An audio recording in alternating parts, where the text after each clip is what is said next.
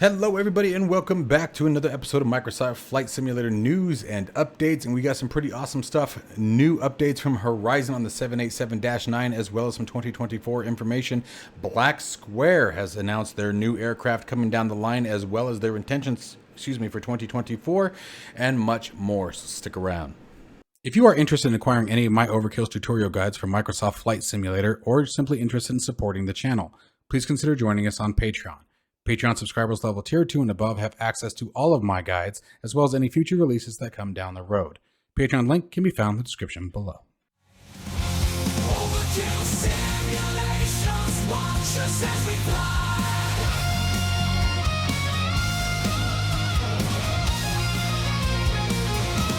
Overkill simulations, a thrill will never die in the heart. Alright guys, so first up, let's talk about Blacksquare. As you know, Blacksquare has been one of the most detailed developers and highly technical developers in Microsoft Flight Simulator to date. His works on both the analog improvement projects or steam gauge improvement projects, as well as aircraft like the TBM 850 have been just off the charts. They're extremely realistic, very, very highly detailed, and just extremely well done. So obviously his take on Microsoft Flight Simulator 2024 is important. So let's talk about first thing that he states as far as 2024. In the dev alpha, the Blacksquare developer has noted that there were a bunch of code breaking changes that unfortunately did impact his standalone aircraft, such as the TBM 850. However, he has stated that on day one, the aircraft will be quote-unquote functional, but you may run into some issues. He's not promising full support on day one release. Merely, it sounds like, however, that the things that were impacted, for example, were like some odd graphical anomalies, some fluttering and things like that in weird spaces. But given the words "they are not supported as of day one" release indicates that you may run into some bugs, you may experience some game breaking behavior. It really all depends. However, he has stated that he fully intends to develop support for 2024 and will do so as quickly as possible. He obviously wants to continue his line of fantastic aircraft and continue to get them ready for 2024. He's just not promising anything as of a day one release. Day one release was his hopes, but again, during the dev alpha, he noticed a few other issues. Now, let's talk about some of the improvements and things that we can expect. So, as far as moving forward, let's talk about first the steam gauge improvement projects that he has done for things like the Caravan and the Bonanza. They will now be rebooted for Microsoft Flight Simulator 2024 as standalone projects. They will have everything from improved exterior textures, sounds, modeling, steam gauges, the gyro effects, you name it. Basically, these are going to be completely separate kind of aircraft here. He's borderline recreating the entire aircraft from the ground up, adding his incredible technology to the simulator. So this will begin with, they're calling this the Professional Series, is what he's deeming it, and it will be beginning with the Caravan. The Caravan is a very popular aircraft in the simulator, a very nice transport plane that can do both STOL and normal operations. So it's a really capable plane and a lot of fun to fly, and I personally do enjoy it outside of the G1000. There was something about, I didn't like it with the G1000. I never liked it in the sim with the G1000. But with the steam gauge in it, it just completely changed the way the aircraft felt. It was much more enjoyable to fly. It was much more intense, if you will, and just felt like an all-around better experience. Now with Blacksquare's development into 2024, it sounds like it's basically going to fly like an entirely new aircraft. Again, all the previously aforementioned features are really going to enhance the experience. So that's what we can expect for 2024 with the Caravan, and then obviously the rest of his lineup will follow afterwards. Again, getting back into that, the Bonanza and things like that. He is also working on a brand new aircraft, so let's see what that's about. So next up, a real quick teaser. Blacksquare is working on the Commander 114. However, no release date has been given or release information has been given on the aircraft, but it's likely that we will see the Bonanza Professional and Baron Professional series before the Commander, which makes sense as obviously they need to be adapted over to Microsoft Flight Simulator 2024. But they will all share the same advanced features that you can expect from Blacksquare with the highly detailed cockpits, electronics, hydraulic modeling, textures, and just overall flight modeling of the aircraft. You guys, if you have never purchased a Blacksquare piece of equipment, I highly recommend that you do. You can find all of his work over on justflight.com. They are all phenomenal aircraft. They are extremely phenomenal. You have the Baron, you have the Duke, you have the Bonanza, you have the what were we just talking about? The King Air. The King Air is another one that he did that is just absolutely amazing, guys. So if you haven't checked that out, make sure you go grab yourself a piece of Blacksquare equipment. Next up, we did a video the other day on the Freeware ACARS utility that was getting ready to launch over on flightsim.to, and it is now there. Those of you who know, ACARS is a system that allows pilots and basically the aircraft to communicate with ground operations down below. This can give everything from your load sheet to your departures, to your flight routes, to your gates. Okay, no more guessing which gate that you're supposed to be arriving at, and it all integrates directly with simbrief.com. So when you create your profile in SimBrief, it will now then generate that information through the ACARS data, which means you can now use the onboard FMS and MCDUs to acquire the information that you would need, such as performance numbers as well as the aforementioned features, in order to get your aircraft up and running just like they do in the real world. Much of the communication in the real world is actually done now via the electronic cockpit configurations, meaning that rather than speaking to ATC or ground operations, a lot of the communication is done through the MCDUs. It pops up on your screens. You get a ton of different pieces of data, things like this, as you can see here. Here's your preliminary and final load sheet example. Here we can see the gate assignment. You guys can see Alpha Echo 121. November 11th, expect position Alpha 1 as your gate. Like, these are all the kind of information that you're now going to be able to see. And the beautiful part about this, guys, I'm just blown away by this still to this day, is that it is completely free. This could absolutely be a payware add-on, and it is not. And again, the beautiful part is it integrates directly with SimBrief. So you just operate as normal, create your load plan or your OFP on SimBrief, then integrate it with the ACARS, and then by the time you get into the flight, you have all of your information. And the other thing you have to think about how well this all connects now. So the biggest thing for me is this is sort of a gap filler. Now, there are many ATC programs. I'm just going to mention the one that I use the most. Okay, you have Beyond ATC. Well, actually, let's back up from the beginning. So you're going to load up into your plane now, and through Navigraph's latest dispatch utility, you can now create your flight plan from scratch directly from the airfield. So sitting in the cockpit, cold and dark, you can create your flight plan, have your OFP, have access to SimBrief. Then you can have your Beyond ATC or whatever ATC program you use that's integrating with your SimBrief. Gives you all of your ATC and verbal assignments. Now you have your ACARS information that's going to allow you to communicate with your ground operations team to give you all of the missing information that we didn't have before. This is literally tying in the last piece of commercial flight aviation. It's an amazing experience. I'm going to be doing a full flight video this week. It will probably be in Flight Simulator 2024, assuming that all of these products are working with it and there aren't any issues. Obviously, that takes precedence. If not, we'll be in Flight Simulator 2020. We will still be using 2020 here on the channel until 2024 has absolutely taken over. Okay, so anyways, guys, make sure that you grab this. Again, you can find it on flightsim.to. We will be doing a video on this. I'm going to try to get at least one out before 2024 releases, but it's going to be a busy couple days for me. We have a bunch of products to review as well, so stay tuned for those. Next up, you have the incredibly popular Ryzen simulation 787-9. This is a freeware update or improvement modification, if you will, for the existing 787 with inside of Microsoft Flight Simulator. So keep that in mind. The existing version, meaning that you must have Microsoft Flight Simulator 2020 Premium Deluxe Edition in order to have the 787. But assuming that you do, I highly recommend that you guys pick this up. I've done videos on this one way in the past when it first launched. And you can download this update directly from Orbix.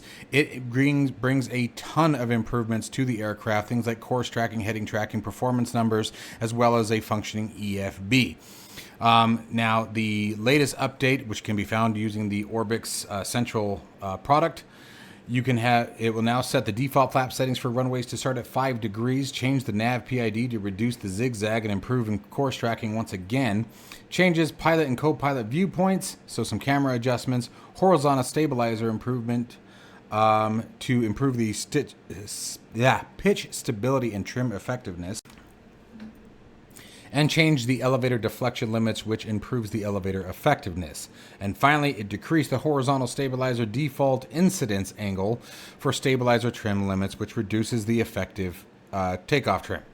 So, as I said before, this is a freeware project, so obviously any updates, as small as this one kind of is, but still good, definitely in the handling aspect, is always welcome. But I will tell you that from the base project, again, you guys, this is a massive improvement to the in-game 787. The in-game 787 was much like the in-game A320 when it first launched. It wasn't good. Okay, and I really hate that Microsoft Flight Simulator does this and Asobo does this, and really any of them. They all do it. They all have this thing, and to some degree, I get it. It's a lot of manpower, especially when you're trying to focus on the actual development of the sim. But then, like when it comes to aircraft like this, where they're just nowhere close and they're a struggle to fight with, it sort of takes the whole point of bringing an aircraft into the sim. Like if you're going to bring an aircraft to the sim that isn't fun to fly because it's so busted up and inaccurate, then why do that? Like just focus on what you've been doing and let the third-party developers work on it. But Horizon Simulations took the head on that one and just absolutely pounded their way through it, and really did a great job with improving the aircraft. I would say very comparable to the very, very early stages of the fly-by-wire A32NX. Just made the aircraft much more realistic and a much more relaxing experience to fly, so you can get the really, the long range experience of flying the 87. So again, you guys can find that at the Orbix Central website or the Orbix Central tool and download it. It is free, but you just need to make sure that you already own the 787-10, I believe, that exists inside the sim. The iFly 737 has finally reached version 1.0, and boy did it add a lot. I'm going to go over some of the key points here, guys, but it has changed dramatically. This is rapidly becoming one of the best 737s on the market in any flight simulator. They're really kicking some ass. Pardon for the French, I don't know how else to say it. Like, they're really turning and burning. So with the release of 1.0, you have now an increase over 130 new features and fixes to the aircraft. While the aircraft still performed well in early access, flight simmers can now fly the aircraft with all the systems more accurately representing the real 737 MAX 8. So let's talk about some of those changes. You have an MSFS mouse interaction style. Some switches were not normal. LNAV overshoot. And then the engine spool rated has been adjusted passenger stations and positions for an enhanced center of gravity accuracy. The door animation problem, I actually saw that a bunch of times, has been adjusted. The exhaust temperature cooling rate after engine shutdown. Trim wheel sound has been modified. Hydraulic pumps, flaps, improved ground roll and sounds. Hydraulic systems not being simulated working correctly. Runway and turn-off lights not illuminating the ground has been fixed. Exhaust temperatures adjusted to ambient temperature when cold. ILS frequencies operating for both runway directions, but with the localizer rollout being improved as well as a ton more. Guys, they really are turning this aircraft into quite the experience. I'm going to be doing a full video on this one. This is another one I am actually just literally waiting for 2024 support. If it doesn't come soon enough, I'm going to go ahead and fly it here on the channel. But I am also creating a new guide for this one as well. I've been able to take a lot of the information from the PMDG 737 and move it over, so it's going to be a rapid release guide, which will be pretty cool. But obviously with the displays and the performance numbers of the 737 MAX 8, some of that information has changed. So really, really amazing. This is a beautiful aircraft too, guys. The texturing and modeling is, in my opinion, the best one out yet. The visuals, even the cabin. You guys know the cabins usually, and rightfully so, I'm going to preface this, the cabins are usually the most lacking, right? I mean, they need all of the detail and all of that graphical horsepower to be up front, right? But they did a really, really good job of the cabin. The wing views are absolutely astonishing in this one. I really enjoy the wing views in this one. There's just something about just the overall look of it and how it all feels. It's very realistic, especially in VR. If you guys have not picked this one up, make sure that you guys check out the Flight One agent. You can pick it up directly from their website using their agent. It is $69.99. Yes, it's expensive, guys. They're right up there with PMDG, but damn, so is the quality. This is a really really good version of the 737. And as this latest patch update, I'm willing to bet it's going to start giving their competitors a little bit of a turn and burn, right? So if you want a 737 MAX 8 without all the issues that are in the news, this is definitely one that you want to grab. Finally, my last piece here is Microsoft Flight Simulator 2024, once again releasing this Tuesday the 19th. Give you guys some things of what to sort of expect. We're going to see similar performance to what we saw in 2020, I guarantee it. The servers are going to get overwhelmed, things are going to be choppy a little bit, you're going to run into some bugs. All of your 3D add-ons all of your third-party add-ons are not going to work necessarily right out of the gate. You're going to have some issues.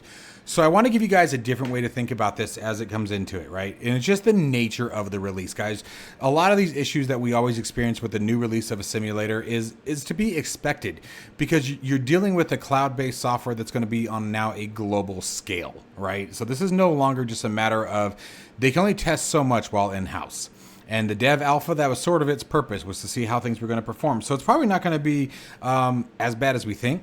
You know that they learned a lot from Microsoft Flight Simulator 2020. I don't think it's going to be near the frustration point that 2020 was, but I want to make sure that you guys understand what it takes to develop this kind of stuff, right? Because they are now going wide with it, that's going to change a lot, right? It's going to make things a little bit harder to plan for.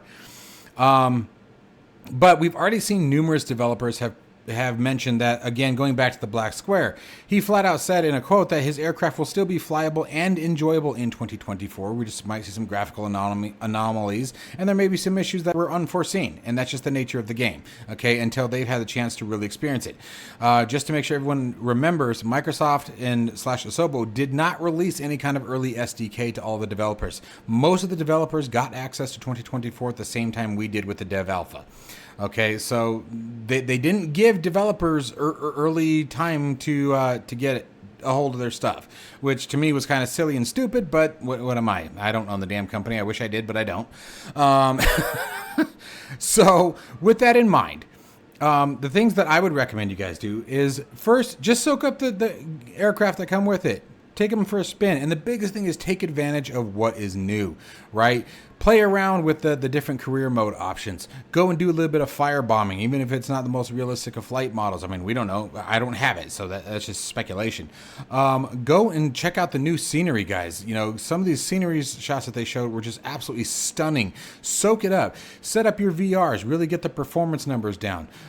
Take some time to explore it rather than just jumping in and do what you normally do on the day-to-day in 2020 with the add-ons that you're used to. And lastly, I advise everyone, be patient, right? 2020, I know, was a massive headache, and for the first year, there was a lot of foul words that we said, but I will say in the last 6 to 8 months, 2020, at least for me, has been really stable. I can't remember the last time, knock on wood, that I had a crash to desktop.